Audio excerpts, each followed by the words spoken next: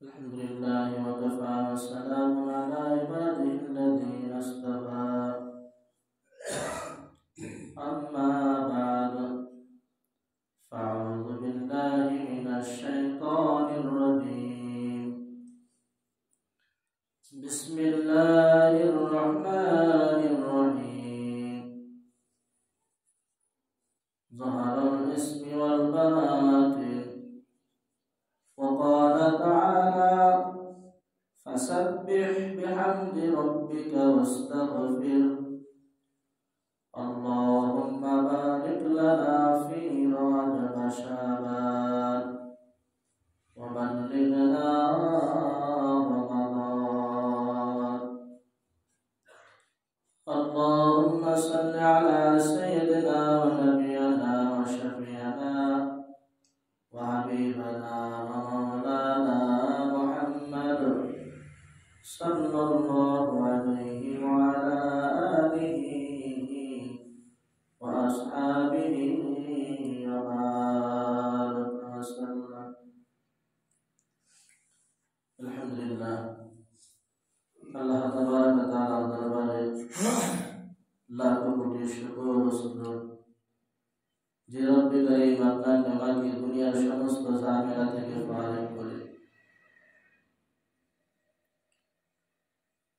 রজব মাসের দ্বিতীয় জুমায় হাজির হওয়ার তৌফিক দান করছে জন্য মহান সত্তার দরবারে অন্তরের স্থল থেকে কালিমাতুশ শুকরিয়া আদায় করি বলি আলহামদুলিল্লাহ।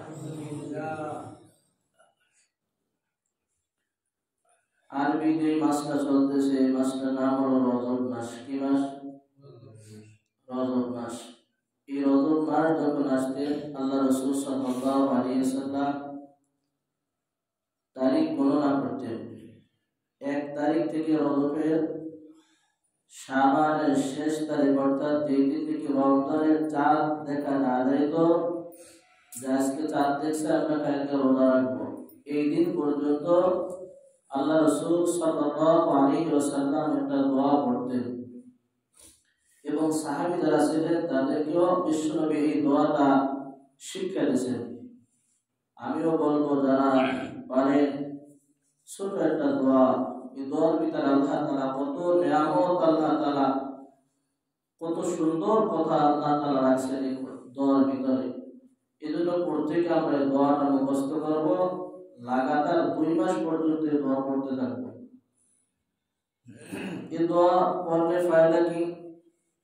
হাদিসের ভিতরে আসছে যে ব্যক্তি নাকি প্রতি মাসে মাস গণনা করবে, আরবি তারিখগুলো গণনা করবে। এখন তো আমাদের বাচ্চাদেরকেও সেই তারিখ আর পরিবেশ দেওয়া হয় না।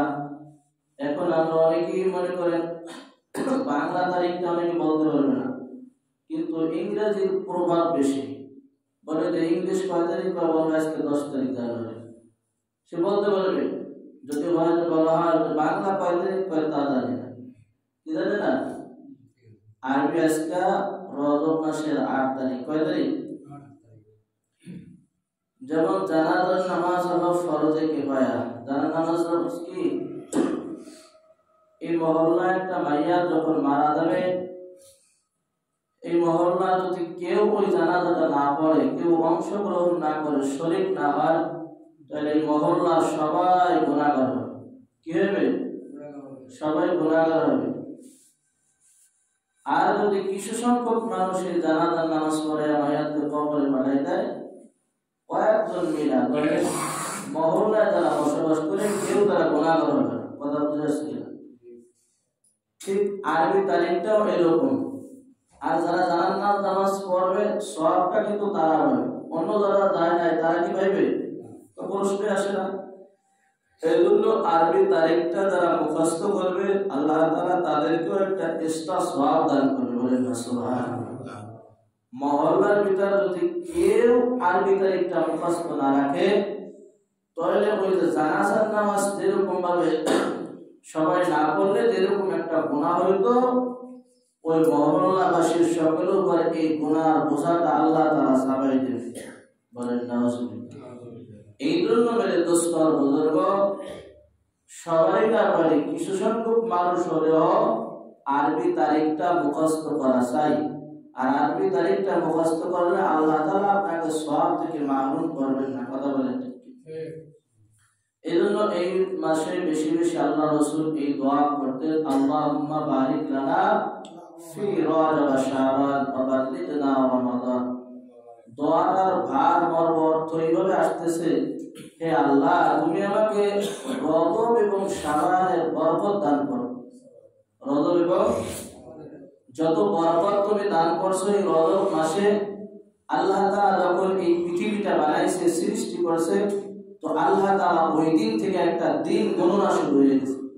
কি করছে? দিন গণনা শুরু হয়েছে। তো আল্লাহ তাআলার কাছে যে 12টা মাস আছে, কয়টা মাস? 12 মাস। যেমন আমাদের কাছে একটা হিসাব আছে না নাই? আল্লাহ সুবহানাহু ওয়া তাআলার কাছে একটা এই মাসের একটা গণনার একটা হিসাব আছে। আমার আল্লাহ তাআলা বলতেছে এই যে 12টা মাসের ভিতর আমি আল্লাহ তাআলার কাছে 4টা মাস দাবি, বলেন না সুবহানাল্লাহ। জিলকাদ, জিলহজ, মুহররম এবং এই রজব মাস, বলেন না সুবহানাল্লাহ। এই 4টা মাস আল্লাহ তাআলার কাছে খুব দামি। যেমন রমজান মাস, এখন তো আমাদের রোজা ফরজ হয়েছে। মুহাম্মদ রাসূলুল্লাহ সাল্লাল্লাহু আলাইহি ওয়াসাল্লামের জন্য 30টা রোজা বা 29টা রোজা আল্লাহ তাআলা ফরজ করেছেন। ইতিহাসের পাতা আমরা তালাশ করে এর পূর্বে কোন নবীর জন্য 30টা রোজা আল্লাহ তাআলা ফরজ করেন নাই। কার জন্য 3টা, কার জন্য 5টা, 7টা, সর্বোচ্চ 7টার কথা আসছে। কিন্তু মুহাম্মদ রাসূলুল্লাহ সাল্লাল্লাহু আলাইহি ওয়াসাল্লামের জন্য কয় রোজা? 30 রোজা আল্লাহ তাআলা কেন করলেন? রোজার দ্বারা বান্দা আল্লাহ তাআলার নৈকট্য হাসিল করে, বলেন না সুবহানাল্লাহ। এই জন্য মুহাম্মদ রাসূলুল্লাহ সাল্লাল্লাহু আলাইহি ওয়াসাল্লামকে অনেক বড় নিয়ামত আল্লাহ তাআলা দান করেছে। এই নিয়ামতকে শুধু তাকে দান করছে, তার উম্মতকে দেয় নাই, অবশ্যই উম্মতকেও এই নিয়ামতের অংশীদার ভাগ বানিয়ে দিয়েছে, বলেন না সুবহানাল্লাহ। এই জন্য দোস্ত বুজুর্গ, সামনে আমাদের রমজান মাস, এই রমজান মাসের জন্য দোয়া করা চাই। দোয়া করতে হবে, আল্লাহ তুমি আমাকে রমজান মাস পর্যন্ত হায়াত লম্বা করে দাও। যেহেতু হায়াতের জন্য আল্লাহ রাসূল দোয়া চাইছে, এই 2 মাসে আল্লাহ তাআলার কাছে লাগাতার দোয়া করছে, আল্লাহ তাআলা হয়তো বা এই 2 মাসের এই দোয়া বরকতে আল্লাহ তাআলা তোমাকে রমজান পর্যন্ত পৌঁছে দেবে। হাদিসের ব্যাখ্যার ভিতর আসছে, যদি এই 2 মাসের ভিতর দোয়া পড়ো ব্যক্তি, কিন্তু ঘটনাক্রমে তার হায়াত ওই রমজান পর্যন্ত নাই, এর আগে মারা গেল। এর আগে কি করলো? মারা গেল। তো আল্লাহ তাআলা ওই ব্যক্তিকে এই রমজান মাস পাইলে যে একটা সওয়াব, রমজান মাসের ভিতর কদরের রাত আছে, কথা বলে ঠিক কিনা? 24টা ঘন্টা নেক আমল করার একটা সুযোগ, সেই নামটার নাম হলো রমজান মাস। কি মাস? রমজান মাস। এখন আমরা একটা ফরজ আদায় করব, একটা ফরজের সওয়াব আল্লাহ দেবে। ওই সময় একটা নফল আমল করলে আল্লাহ তাআলা 70টা ফরজের সওয়াব দান করেন, বলেন না সুবহানাল্লাহ। 170, একে কত? 70। এই জন্য এই মাসের জন্য দোয়া করা যে আল্লাহ তুমি যেহেতু হায়াতটা এই পর্যন্ত আনছো, তাহলে আমার ওই পর্যন্ত পৌঁছে দাও। হাদিসের ভিতর আসছে, যদি এই ব্যক্তি এর আগে মারা যায়, তো এই ব্যক্তি রমজান পাই আপনি আমি যে পরিমাণ নেকি অর্জন করতাম, ওই পরিমাণ নেকি ওই বান্দার আমলনামায় আল্লাহ তাআলা দান করে, বলেন না সুবহানাল্লাহ। এই যে 4টা মাস, এই 4টা মাসকে ইহুদি খ্রিস্টানরাও সম্মান করত। কি করত? সম্মান করত। ইহুদি খ্রিস্টানরাও এই 4টা মাসের সম্মান করত। এই রজব মাসের যুদ্ধ, জিহাদ, রক্তপাত, মানুষের হামলা মামলা সব নিষিদ্ধ ছিল, বলেন না সুবহানাল্লাহ। কি ছিল ভাই? নিষিদ্ধ ছিল। আর আমাদের অবস্থা কি দেখেন, আমরা ওই রজবের মাস আরো বাড়াই দিই, কথা বলেন ঠিক কি করি? এই রজবের মাস হলো গুনাহকে হেফাজত করার একটা মাস। গুনাহকে কি করা? হেফাজত। এখান থেকে কোন ট্রেনিং শুরু হয়ে যাবে, সামনে রমজান মাস। রমজানে একটা সেকেন্ড, একটা মুহূর্ত যেন তোমার আমার এদিকে সেদিকে না কাটে, কারণ রমজান মাস আমার আল্লাহ তাআলা এই 11টা মাসে টুটাফাটা গুনাহ হইলে আল্লাহ তাআলা রমজানের বরকতের গুনাহগুলো মাফ করে দেবে, তোমাকে পুত পবিত্র বানাই দেবে। আর সন্তান যখন মায়ের গর্ভ থেকে পড়ে তো ওই বান্দার আমলনামায় কোনো গুনাহ থাকে না, কোনো নেকিও থাকে না। আমার আল্লাহ তাআলা বলতেছে যদি রমজান মাসটা পুরোপুরি এইভাবে তুমি কাটাইতে পারো তাহলে ওই মায়ের গর্ভের থেকে সন্তান যেভাবে ভূমিষ্ঠ হয় আল্লাহ রাসূল বলতেছে ওই দিন শেষ তারাবিতে আল্লাহ তাআলা তাকে ওইভাবে মাফ করে দেয়। সুবহানাল্লাহ। এই জন্য কি করবো, সামনে রমজান মাস, রমজান মাসের জন্য প্রস্তুতি গ্রহণ করবো দোস্তর বুজুর্গ। লাগাতার 2 মাস আল্লাহ তাআলার কাছে দোয়া চাইয়া এই হায়াতটা আল্লাহ তাআলার কাছে ভিক্ষা চাইবো। মালিক তুমি যেহেতু এই পর্যন্ত হায়াত দারাজ করছো, আল্লাহ তুমি আমাকে রমজান পর্যন্ত পৌঁছে দাও। সাপোজ একটা মিসাল, আল্লাহ রাসূল সাল্লাল্লাহু আলাইহি ওয়াসাল্লাম এই দেওয়ার দিক তাকাইয়া বলতেছে দোয়ার ভার মর্মাংশটা এইভাবে আসছে, ও দোস্ত আমার 1 মাস চলতে 10,000 টাকা খরচ হয়, কথার কথা সাপোজ 2 মাস চলতে কত হবে? 20,000। 3 মাস চলতে কত হবে? 30,000। আল্লাহ রাসূল বলতেছে দোয়ার ভার এইভাবে অর্থ এইভাবে আসতেছে, হায় আল্লাহ যেহেতু সামনে রমজান মাস আর এই রমজান মাস আমি ব্যবসা বাণিজ্য করতে পারবো না, হায় আল্লাহ রমজান মাস তোমাকে নিয়ে আমি বেশি টেনশনে থাকবো, আল্লাহ তোমার হুকুম পালন করার জন্য আমি বেশি ব্যস্ত থাকবো। দিনের বেলা রোজা রেখে তোমাকে খুশি করব, রাতের বেলা আমি তারাবি নামাজ পড়ব, আমার তাহাজ্জুদে আমি দাঁড়াই যাইব। হায় আল্লাহ 24টা ঘন্টা আমি চেষ্টা করব তোমার ইবাদতে কাটানোর জন্য। মালিক যেহেতু সামনে রমজান মাস আর এই রমজান মাসের আগে কোন আছে রজব মাস, এই 2 মাসে আমাকে বেশি বরকত দান করো। কেমন বরকত দান করো? এই 2 মাসে যেন আমার 30,000 টাকা ইনকাম হয়, আমি যেন এই 30,000 টাকা আমি 3 মাস ব্যবহার করতে পারি। বলেন না সুবহানাল্লাহ। হায় আল্লাহ আমার চাকরির ভিতরে তুমি বরকত দাও, হায় আল্লাহ আমি ব্যবসা করি, ব্যবসার ভিতরে তুমি আমার বরকত দাও, হায় আল্লাহ আমি জমি চাষ করি, জমি চাষ করার ভিতরে তুমি আমাকে বরকত দান করো। বলেন না সুবহানাল্লাহ। তো এই দোয়া পড়া যাবে তো ইনশাআল্লাহ? ইনশাআল্লাহ হিম্মত করেন আমি মুখস্থ করব। আরে আমার চৌধুরী হুজুর বলতেছেন বহু ঘরটাঙ্গা মাদ্রাসার শাইখুল হাদিসের হাদিস পড়াইতে যে ভাই হিম্মত ইসমে আজম কি? ইসমে আজম হলো হিম্মত, আর হিম্মত হুয়াল ইসমে আজম। আমি হিম্মত করব ইনশাআল্লাহ। আমি দুনিয়ার কত কিছু পারি, কথা বলছি কিনা, কত কিছু লেখাপড়া করলাম, কি আল্লাহ রাসূল যে দোয়াটা যে শিক্ষা দিয়ে গেছে, রাসূলের জবানে যে দোয়াটা পড়ছে, সাহাবীরা মুখস্থ করছে, সাহাবীরা পড়ছে, দুনিয়া আমি অবন্ধ না পড়তে পারি, তো আল্লাহ রাসূলের কাছে কি জবাব দেব? দুনিয়া তো সব কিছু বলতে, কথা বলছি কিনা। এই জন্য ছোট একটা দোয়া পড়া যাবে তো ইনশাআল্লাহ। পড়লে তো নিজের ফায়দা হবে, কার ফায়দা হবে? আল্লাহুম্মা বারিক লানা ফি রজব ওয়া শাবান ওয়া বাল্লিগনা রমাদান। যারা পারি না ইনশাআল্লাহ মুখস্থ করব, চেষ্টা করব, হিম্মত করব, আল্লাহ তাআলা মুখস্থ করার তৌফিক দান করবেন। আমিন। এই জন্য রমজান মাসে এই সব রজব মাসে কি করা যাবে না? বাড়াবাড়ি কাটাকাটি খানাখুনানি করা যাবে না, কেস মামলা মানি মামলা কোনো কিছু করা যাইবে না। আল্লাহু আকবার। এগুলো সব কিছু বাদ দিতে হইবে। সব কিছু বাদ দিয়ে যখন রমজান মাসের জন্য তুমি প্রস্তুতি গ্রহণ করবা, আমার আল্লাহ তাআলা বলেন যেহেতু রজব মাসকে সম্মান করছে, শাবান মাস সামনে অপেক্ষা করতেছে, এই রজব এবং শাবান মাসের ইবাদতের দায়িত্ব এই ব্যক্তিকে আমি নিলাম, এই ব্যক্তিকে আমি রমজান পর্যন্ত পৌঁছে দিলাম। বলেন না সুবহানাল্লাহ। বলেন তো আমরা দুনিয়ায় সবাই শান্তিতে আছি না অশান্তিতে আছি? শান্তিতে আছি। বলেন তো 100% শান্তিতে কারা আছে? আছে? কেউ আমরা কিন্তু শান্তিতে নাই। হাত জাগাইলে 100% শান্তির মানুষ দুনিয়ায় পাওয়া যাবে না। আরে ভাই মনে করো 5 কোটি টাকার বাড়িতে থাকে, 1.5 কোটি টাকার গাড়িতে চলে, ওর মনে হয় শান্তির কোনো অভাব নাই।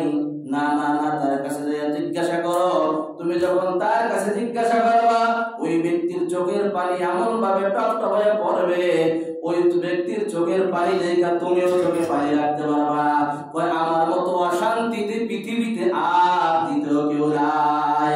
ও দোস্ত, টাকার পয়সার ভিতর, আসবাবের ভিতর কোনোদিন শান্তি হইতে পারে না। আমার আল্লাহ তাআলা বলেন দিনের ভিতরই হলো পরিপূর্ণ শান্তি। বলেন না সুবহানাল্লাহ। আমরা পৃথিবীতে যারা বসবাস করি, কেউ বলতে পারবে না হুজুর আমি 100% শান্তিতে আছে, কেউ বলতে পারবে না। ও দোস্ত, কেউ 80% আছে, কেউ 60%, 70%, কেউ 90% আছে, 100% কেউ শান্তিতে নাই। তার উদাহরণ একটা উদাহরণ দিলে আপনারা বুঝে আসবেন। দোস্ত, ভারতের ভারতের ভিতর বড় একজন আলেম যার নাম হলো জাস্টিস তকি ওসমানী জামাত বারাকাতুল আলিয়া, বিশাল বড় আলেম, শফি সাহেবের কলিজার টুকরা, বলেন না সুবহানাল্লাহ। যে শফি সাহেব মারিফুল কোরআনের তরজমা করছে, এই কোরআন পৃথিবীর সমস্ত মসজিদে এই বাংলার তরজমা পৌঁছে গেছে। এই শফি সাহেবের এক সন্তান হলো, যার নাম হলো জাস্টিস তকি। পৃথিবীর ভিতর সবচেয়ে বড় আলেম হলো তকি ওসমানী, বলেন না সুবহানাল্লাহ। পৃথিবীর ভিতরে এখন যে বর্তমানে যে আছে, ইনি হলো জাস্টিস তকি ওসমানী, শফি সাহেবের সন্তান। তো এরা দুইটা সন্তান। তো এই তকি ওসমানকে আল্লাহ তাআলা বেশি জ্বালাইছে, বেশি পড়াইছে, আল্লাহ তাআলার কাছে বেশি প্রসিদ্ধ করছে এবং পৃথিবীর সমস্ত মানুষের দাঁড়ে দাঁড়ে তার নামটা ছড়াই দিয়েছে, বলেন সুবহানাল্লাহ। এমনি একটু ভাষা বেশি গেছে, কি করছে? আল্লাহ এটা একটু বেশি পছন্দ করছে, বলেন না সুবহানাল্লাহ। খতবা হলো আকিবের ভিতরে এই ঘটনা আসছে, আপনারা দেখতে পারবেন, আর বাংলা কিতাবও বের হয়েছে। তো এক ব্যক্তি মুসা আলাইহিস নবী আলাইহিস সালাতু ওয়াস সালামের উম্মত, ইনি খুব টেনশনে আছে। কিসে আছে ভাই? খুব টেনশনে, চিন্তা ভিতরে আছে। তো পয়গম্বর মুসা আলাইহিস নবী আলাইহিস সালাতু ওয়াস সালাম তুর পাহাড়ে যাইতেছে, আল্লাহ তাআলার সাথে কথা বলবেন, আল্লাহ তাআলার কাছ থেকে শরীয়ত আনিয়ে আসবেন, আদান প্রদান করবেন। তো এই ব্যক্তির সাথে যখন সাক্ষাৎ হয়ে গেছে, তো এই ব্যক্তি মুসা আলাইহিস সালামকে ডাক দিয়ে বলতেছে, পয়গম্বর মুসা। মুসাকে বলা হয় মুসা কালিমুল্লাহ। কি বলা হয়?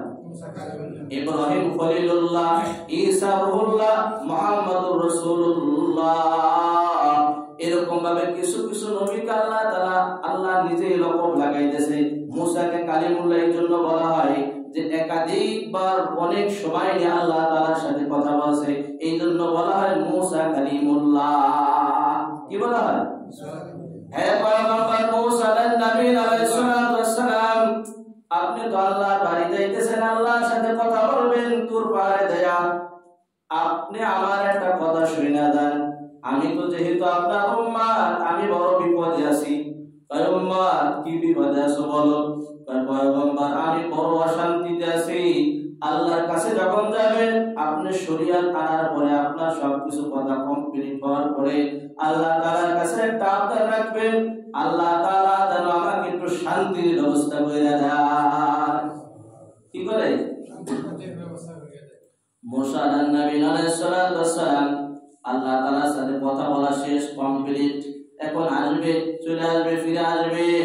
ওই উম্মতের কথা মনে পড়ছে, হায় আমার উম্মত তো এই কথাটা বলতেছে, হায় আল্লাহ আমার এক উম্মত খুব টেনশনের ভিতর আছে, খুব বিপদের ভিতর আছে, আল্লাহ তার টেনশনটা একটু কমাইয়ে দেন, বিপদটা একটু কমাইয়ে দেন। পয়গম্বর মুসা যখন ডাকতেছে, আল্লাহ বলতেছে মুসা পুরোপুরি টেনশন মুক্ত বানাই দেবো না, অর্ধেক বানাই দেবো। তা আপনার আমার ব্যাপারে যদি কি হইতো, কি করতাম?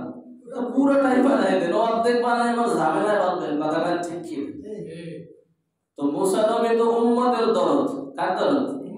উম্মতের টেনশন, যে আপনার আমার নবী এখন পর্যন্ত নরওয়াজায় আধারে বৈশা এই উম্মতের টেনশন করতেছে, কথা বলেন ঠিক কি?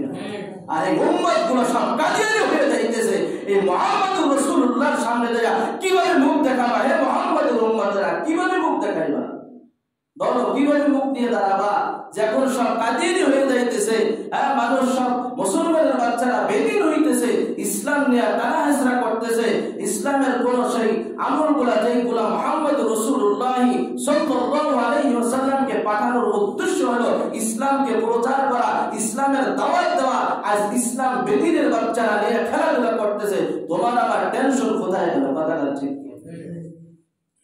ও দোস্ত, এইরকম ভাবে টেনশন করতেছে, চিন্তা করতেছে, অদস্ত এই ইসলাম এখন মিটাইয়া দেওয়ার জন্য চলতেছে, কথা বলেন ঠিক কিনা? যেহেতু তোমার আমার রাসূল রওজায় আথারে বসে এখনো পর্যন্ত তোমার আমার জন্য কাঁদে, হায় উম্মত তোর জন্য আমি কি না করছি। ইয়া আইয়ুহাল মুযাম্মিল কুমিল লাইলা ইল্লা ক্বালিলা নিসফাহু আও তাসমিনহু ক্বালিলা।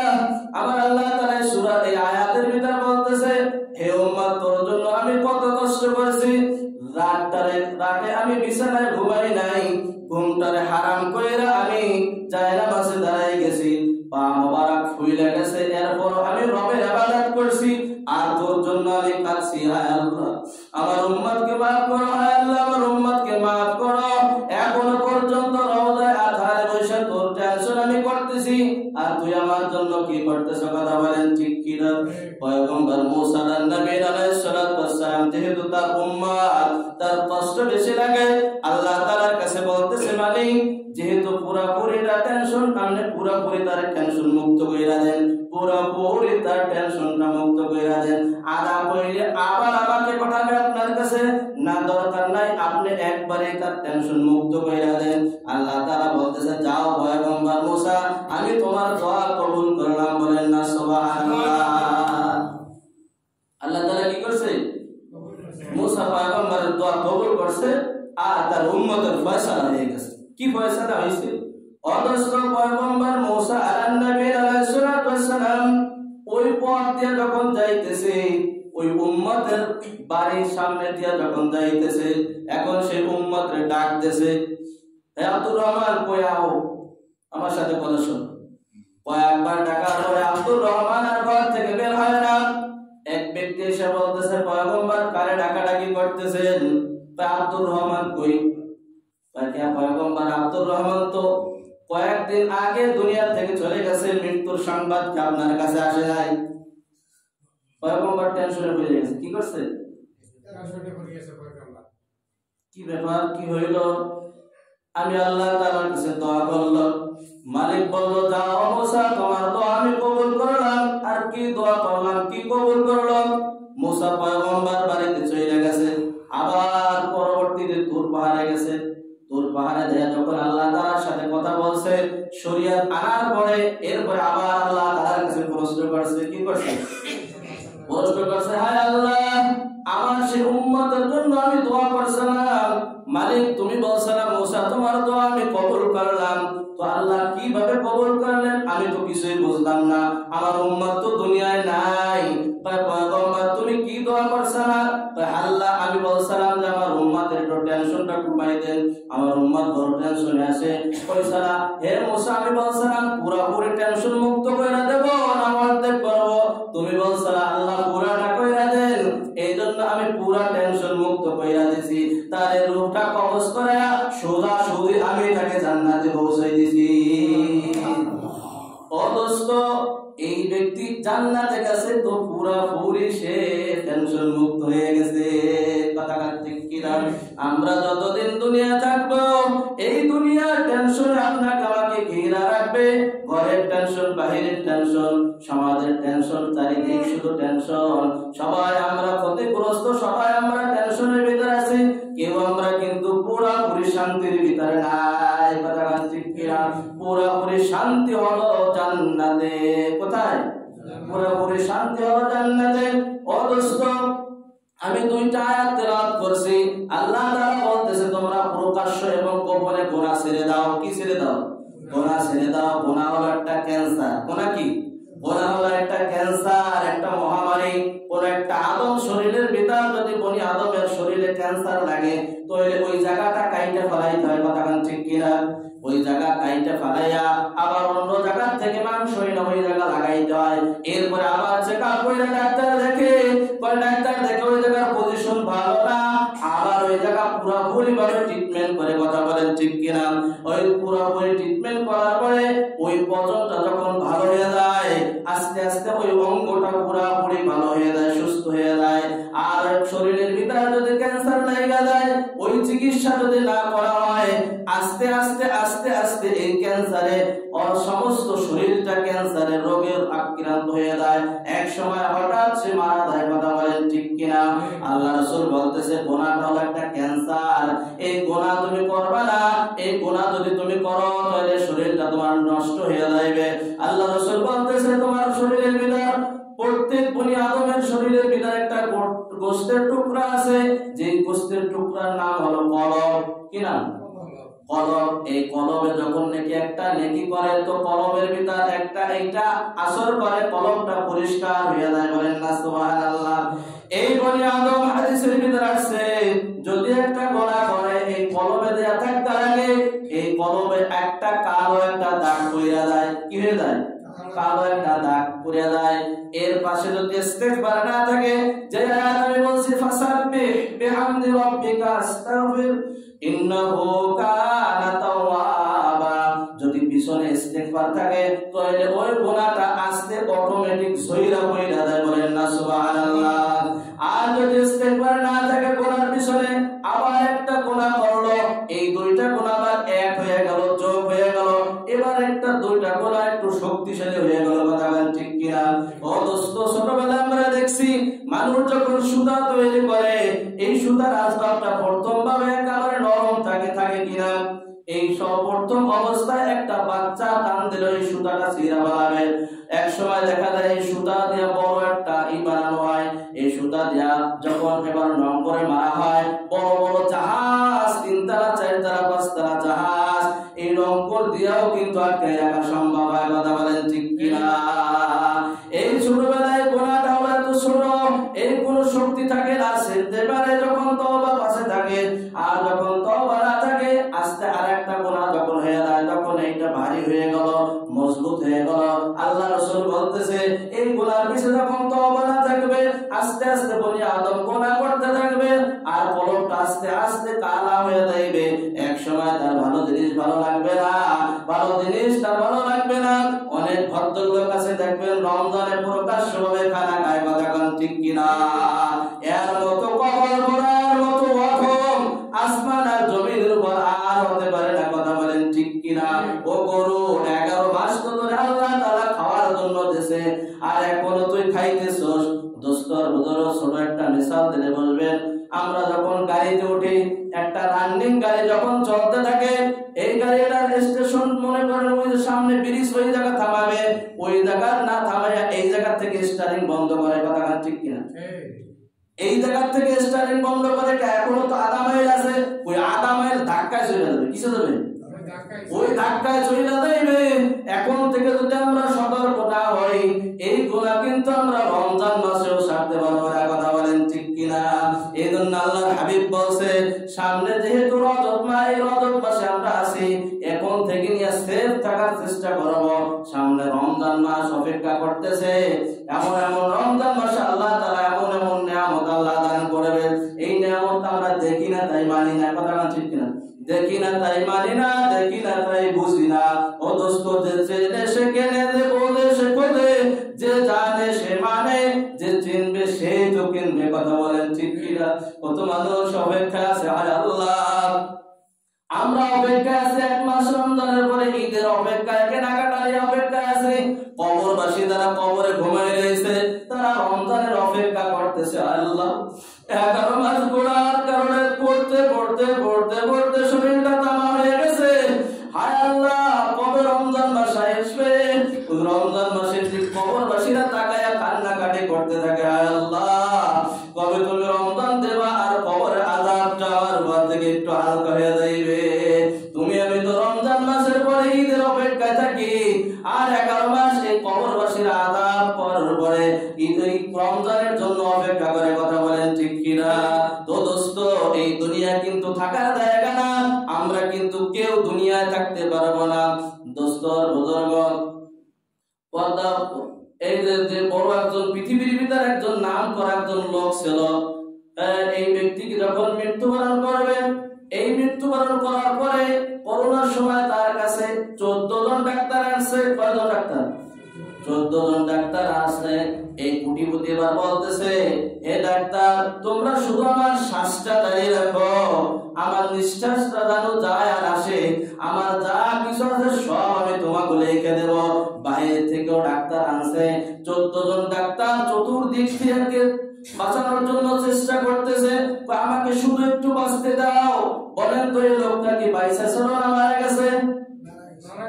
কেউ কিন্তু বাঁচাইতে পারে নাই। চতুর্দিক থেকে তো ডাক্তার ঘিরে রাখছে, যেন আজরাইল না আসতে পারে, কথা ঠিক কিনা? কিন্তু আমার আল্লাহ তাআলা বলতেছে, ইজা জাআলুহুম লা ইস্তাখিরুনা সাআতা ওয়া লা ইস্তাকদিমুন। আমার আজরাইল অপেক্ষা করতেছে, মৃত্যুর জন্য অপেক্ষা করতেছে। তোমার সময় হয়ে গেলে 1 সেকেন্ড আগেও তোমার বাড়ি আসবে না, 1 সেকেন্ড পরেও তোমার বাড়ি আসবে না। আমি আহ্বান করবো, দোস্ত, সামনে যেহেতু রমজান মাস, এই রমজান মাসের জন্য এখনো গ্রহণ করো। প্রতি মাসে আল্লাহ রাসূল কিছু নফল রোজা রাখতেন। এই মাসে আমরা যাদের বৃহস্পতিবার অথবা সোমবার এই 2 দিন আমরা রোজা রাখার অভ্যাস করব এবং যাদের 13, 14, 15 তারিখ যদি পারি আমরা নফল রোজা রাখবো। আমরা না পারি মা বোনদের বলবো, মা বোনরাও রাখার চেষ্টা করবে। কথা বলেন ঠিক কিনা? এখন থেকে রোজার স্টার দাও। এই স্টার এখন থেকে দিলে আশা করা যায় তুমি রমজানের রোজাগুলো পালন করতে পারবা। নচেত তুমি প্রকাশ্যভাবে এইরকম ভাবে খানা পিনা খাবা। আল্লাহ রাসূল বলতেছে যারা রমজান মাসে খানা পিনা খাইলো, এরা খানা খাইলো না, জাহান্নামের আগুন পেটের ভিতর ধারণ করলো। বলেন নাউজুবিল্লাহ। আল্লাহ তাআলা সামনে রমজান মাসের প্রস্তুতি নেওয়ার তৌফিক দান করুন। বলেন আমিন। ওয়া মা আলাইনা ইল্লাল বালাগ।